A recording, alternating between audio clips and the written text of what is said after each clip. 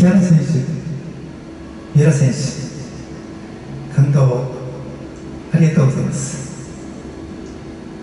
心を込めて歌わせていただきます。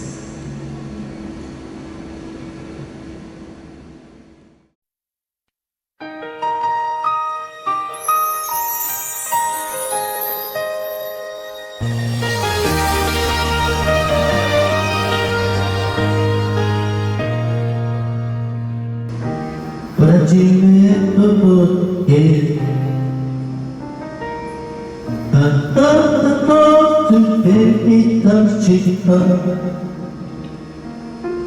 転んでも大丈夫で私がしてくれた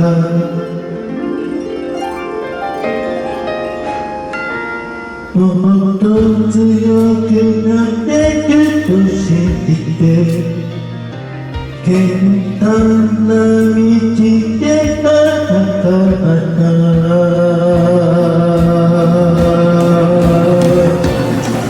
なたはいつも褒めてくれた明日輝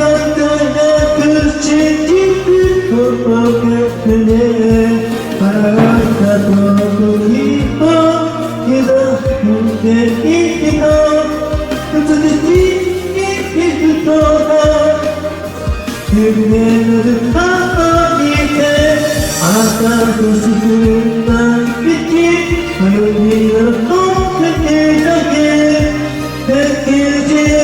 きた深くきた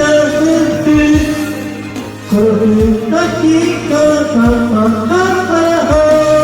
の二人が生まれた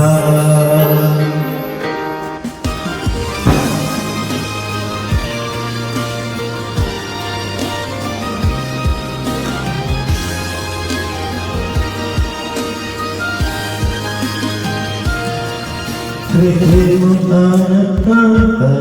生きたからこのことで信じると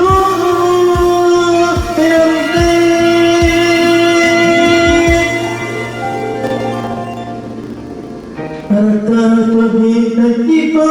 にあけた美しい雪が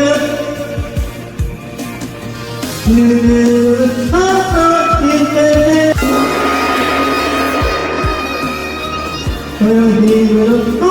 けだけだけできた深くできたこの日がまた私が生まれた